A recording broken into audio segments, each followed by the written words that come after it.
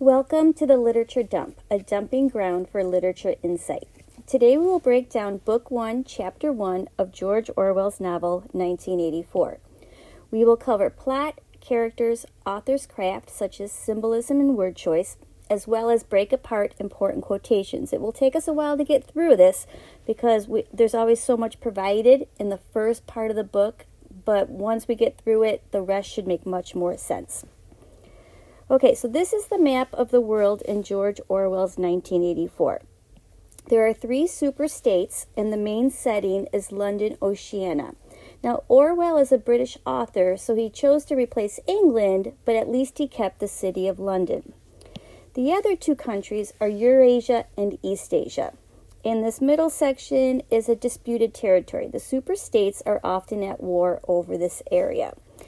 And then Oceania itself, it's a very depressing place. Outside there's a vile wind and gritty dust, and inside there's no electricity during daylight hours. London is surrounded by destructions, the remains of past bombings, including the old wooden 19th century homes, which seem to be a reminder of the destruction of the past. Yet maybe to raise spirits, victory is placed in front of many common nouns. Winston lives in Victory Mansions, smokes Victory cigarettes, and drinks Victory gin. However, victory isn't truly a victory. It contradicts itself actually. The mansions stink, the cigarettes keep losing tobacco, and the gin has a sickly smell to it and tastes just as bad. Oceania has a specific social structure.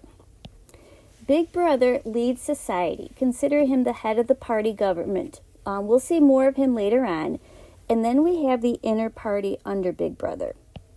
The inner party members are under Big Brother and have a higher status than other party members. One distinction of the inner party members is its uniform, black overalls. Symbolically in literature, black has the meaning of emptiness, evil, death, and the unknown. Maybe Orwell just wanted the inner party members to wear black, but thinking symbolically strengthens critical thinking as you aim to give and apply meaning to something that actually may not have a purposeful meaning. I'm not saying that the inner party is bad. The symbolism is something to think about as you engage with the text. The outer party falls under the inner party. The outer party members wear blue overalls as their uniform. Symbolically, blue can reference dreams and loyalty. Winston wears blue. To whom is he loyal? The party? Himself? Does he have specific dreams? Why does he buy the diary? Those are things to consider. We don't know enough as to if the blue really fits Winston's character. Then we have the proles, who are non-party members. They are not part of the government. The proles are the common civilians, the rest of society. Because they are not part of the government, they have more freedom, such as not having a uniform and being able to shop where they want. An easy way to connect these groups to your world is to think of them as the upper, middle, and lower classes. Okay, now let's get back to Big Brother. Big Brother leads Oceania in the party. He's described as having dark eyes and a heavy black mustache. We're back to the symbolism of dark and black. Big Brother's image resembles Joseph Stalin, the Russian dictator who ruled from 1920 to 1953, and of whom Orwell was a strong critic. So there may be some historical symbolism in Big Brother's image, which is everywhere throughout Oceania. The posters say, "Big Brother is watching you." This is such an open statement. Is this Big Brother support? Or is it more cautionary, as if Big Brother will tattle on you? When Winston looks out his apartment window, he notices that though the sun was shining and the sky a harsh blue, there seemed to be no color in anything except the posters that were plastered everywhere. To start, the sun has specific symbolism.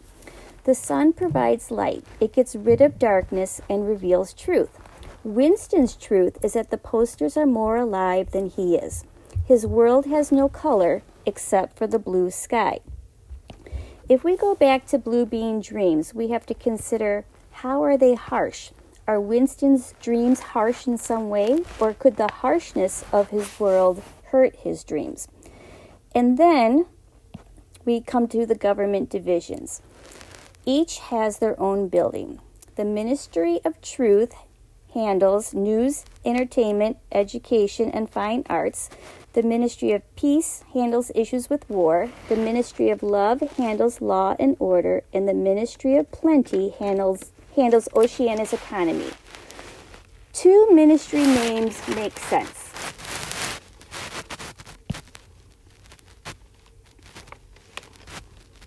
Ministry of Truth and News, and Ministry of Plenty, Economics. Unless the news is fake and unless things really aren't plentiful, those won't really match. However, when we look at the other two, they're kind of contradictions. You've got peace and war and love with law and order.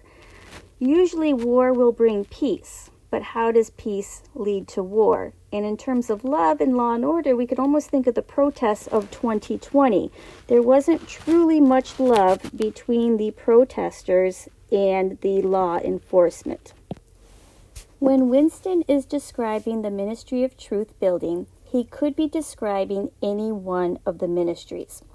He describes it as being an enormous pyramidal structure of glittering white concrete soaring up terrace after terrace, 300 meters into the air. The first thing to consider is how these buildings glitter, which is opposite of the rest of dreary Oceania. Their shape is a 3D triangle. Going back to geometry, triangles are the strongest shape. Consider Orwell's design for these buildings. Purposeful or not, these buildings of 3 triangle walls are pretty strong, especially since they are made of concrete, which is a mixture that includes rock. Symbolically, a rock means permanence. Also, breaking concrete involves applying 1.6 million pounds of force.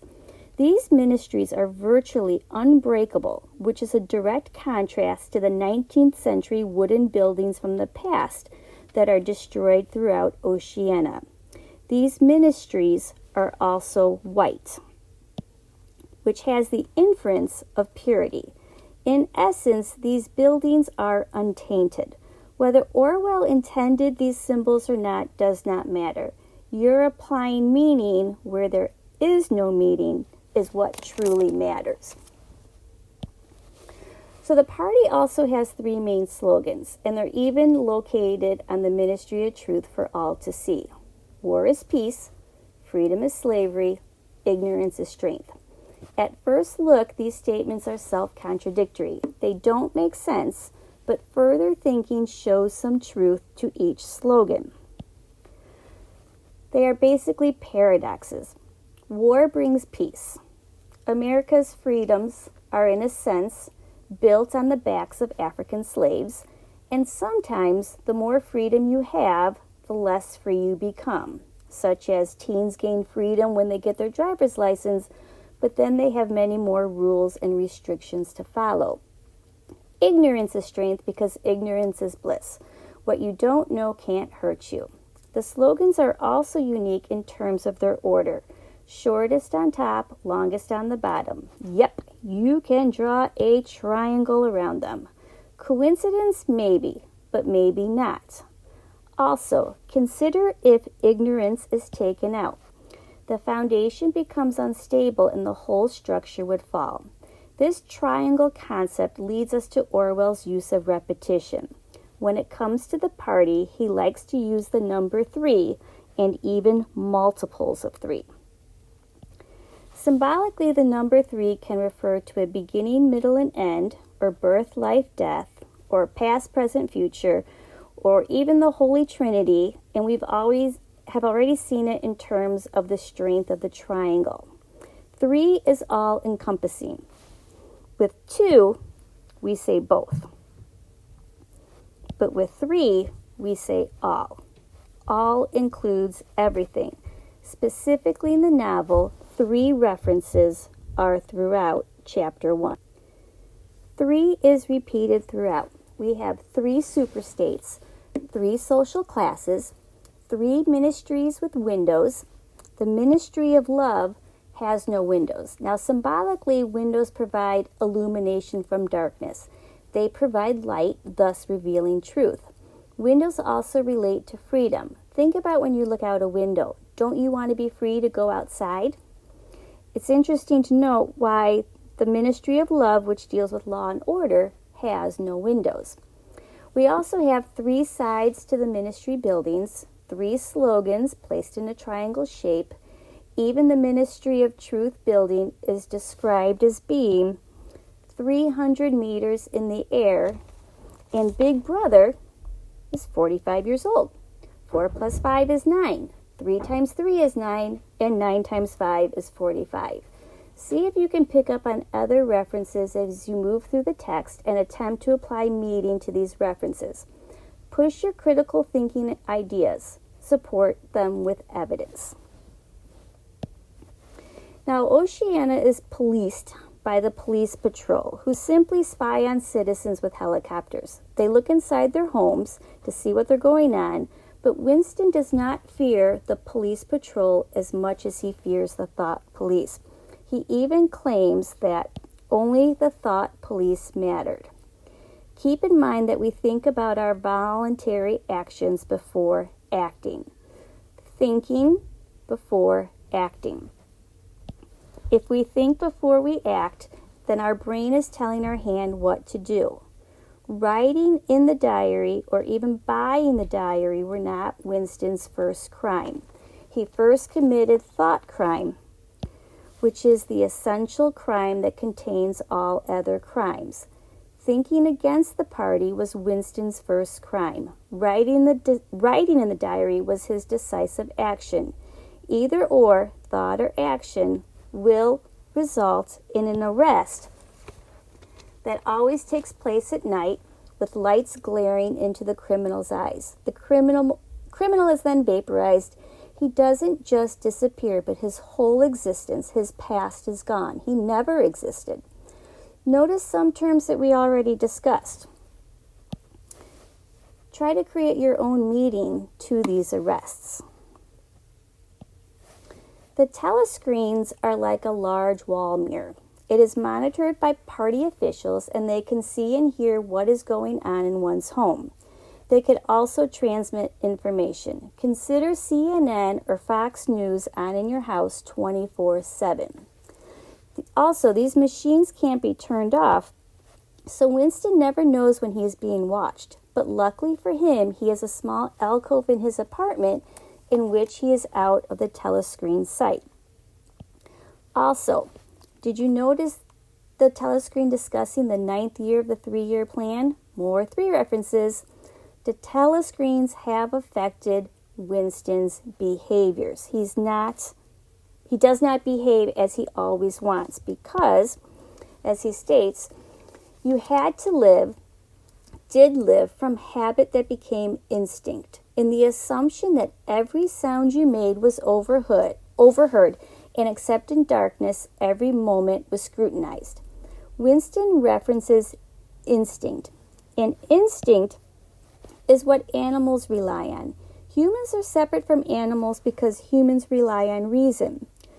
So if Winston is acting on instinct, is he losing his individuality, losing his humanity? He also claims that he is always critically observed, except when he is in darkness. This darkness brings Winston a sense of safety. He can be himself in the dark. Usually darkness brings fear, so Winston's individual view of darkness contradicts the populist view of darkness.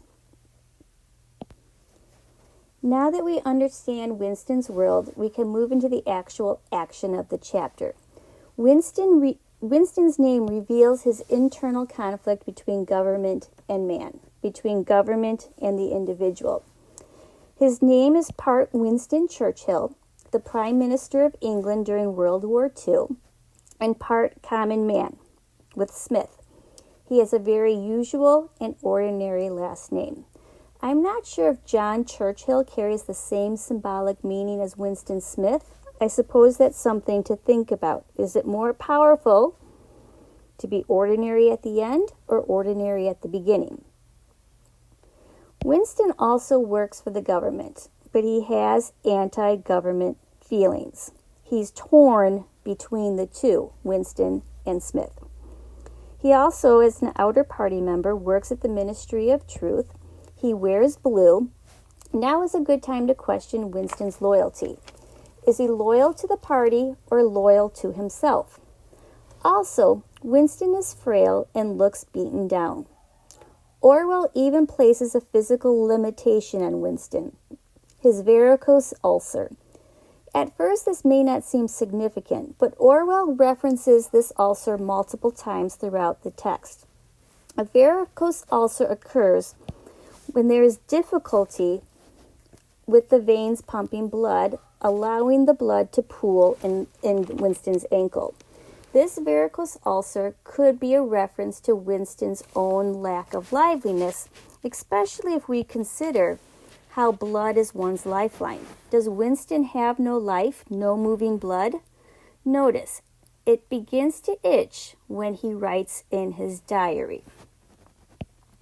He also purchases diary, an artifact from the past.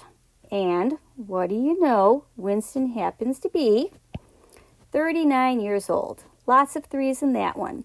And it's also interesting because 3 and its multiples have been used in reference to the party. The slogans, the superstates, the buildings with windows. And so far, Winston seems pretty much anti-party. But he is part of the party, so maybe that's where all these threes fit in. When Winston buys the book, he feels drawn to owning it. It's like contraband to him. We know that Winston struggles to reconcile his limited awareness that a past existed with his knowledge that there's no evidence to support his limited awareness. This diary is a link to the past for Winston. It is evidence that people used to write. Winston also describes the book as beautiful. He sees beauty in the past, maybe because there is no beauty in his present world. He also references the diary as a book. Symbolically, books represent knowledge and wisdom. However, this book is empty. Winston plans to fill it with his knowledge of the present and his wisdom, such as Down with Big Brother, which does not sound like pure, innocent wisdom. Maybe because he's writing on creamy paper. Cream is a dirty white. It's a tainted white. So you have to think, is the past and thus this book tainted? Will the book hold tainted thoughts? The pages are also yellowed, which symbolically refers to corruption and danger. Is the past corrupt? Is the book dangerous? Winston is even unsure of how to handwrite. It is a skill of the past and also one that allows for individuality. Consider John Hancock's signature. Google it if you need to. Using a pen actually creates Winston's destiny. He is writing his own future. He's in trouble and he knows it, but he can't stop. Maybe it has something to do with those yellow creamy pages of paper. Winston's first diary entry simply recalls a movie, a pretty graphic and violent movie. A man is drowning and is being chased by the police patrol instead of being saved. He's shot, the water turns pink from his blood, and a boat full of children is bombed, and the child body parts are strewn through the air. The party members and the proles react differently. They contradict each other in terms of their reaction to this violence. With this violence, the party members are amused and enjoy it, while the prole woman especially is offended by it. Both social classes live in the same world of destruction, but only the party members are unfazed by the brutality of the movie. Also, did you notice the date of Winston's first diary entry? April 4th, 1984. This is a lot of even numbers.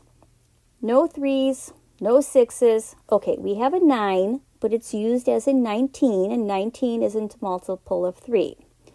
Finally, we get numbers that don't seem to fit into Orwell's craft of using threes or multiples of it, especially in reference to the party.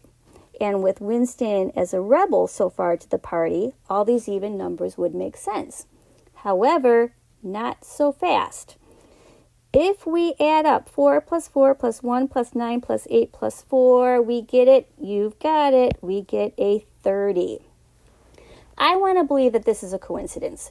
No way could Orwell have so tightly planned something so small and what seems so insignificant at first glance to actually be so significant. April 4th, 1984 seems like a date of rebellion. But if it adds up to 30, we have to think, does this make the rebellion more or less significant? Winston writes about the reaction of the prole woman to the movie, even though she is from a lower social class than Winston. Why would he care about her behavior? She is mostly upset about the kids in the theater being exposed to this violence. She's like the woman in the movie trying to protect the kids in the boat. This prole woman wants to protect the children and to protect the future, whereas the party members are not concerned about this. However, she's so concerned, and by verbalizing it, she's even kicked out of the theater, and her behavior is referenced as being typical of proles. Could this be a distinct difference between party members and the proles? From here, we're moving to the dark-haired girl, who will get a name later. She is also an outer party member who wears blue. Does she have specific dreams for herself? Does she show loyalty to anyone or anything? We're not quite sure yet. There's not too much that we know about her, but we do know that she is a mechanical type job. Her hands are oily, she carries a wrench, and her movements are athletic. Winston describes her with references to actions and movements, and these seem a bit more masculine than feminine.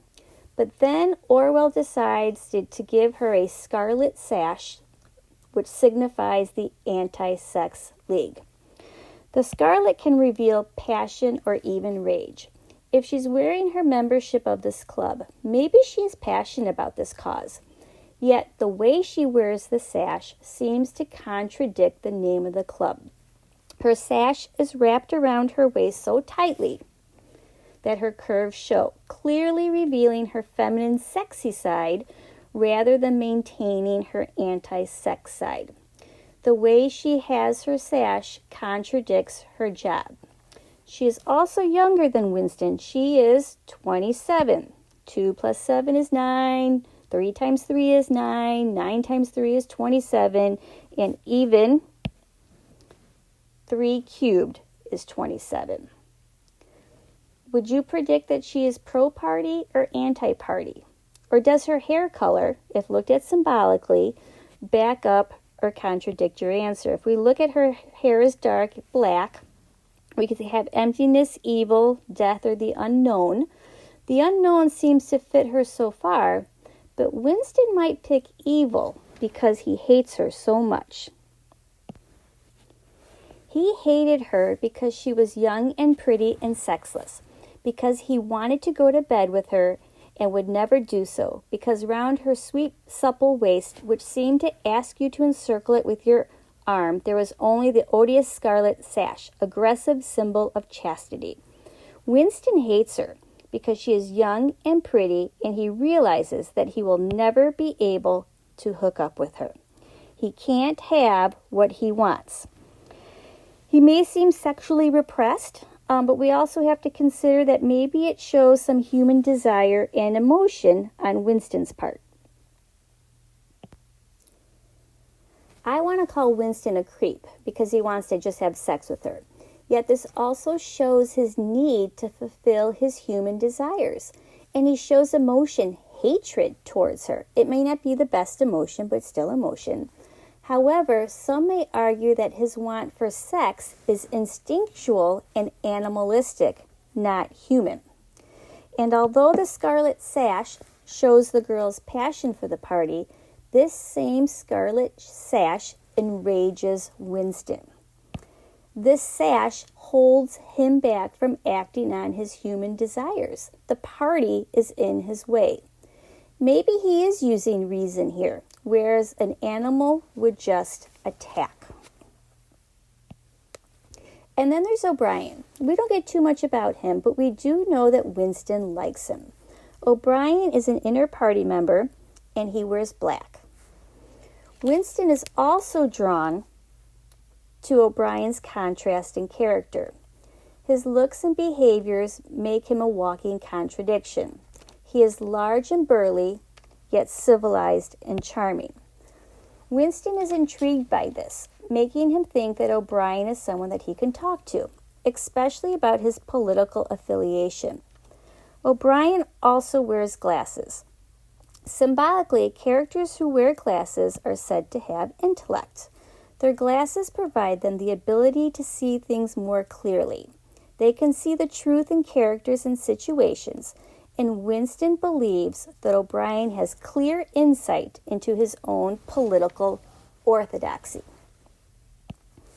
When Winston caught O'Brien's eye during the 2 minutes hate, he felt that it was though their two minds had opened and the thoughts were flowing from one into the other through their eyes. "I am with you," O'Brien seemed to be saying to him. Their similar thoughts, which are ideally thought crime, were shared through their eyes, not hands or actions or mouth or words, but eyes, because eyes are the window to the soul. With one glance, according to Winston, they knew each other's anti-party thoughts. O'Brien seems to be saying, "I am with you," since no actual words are shared.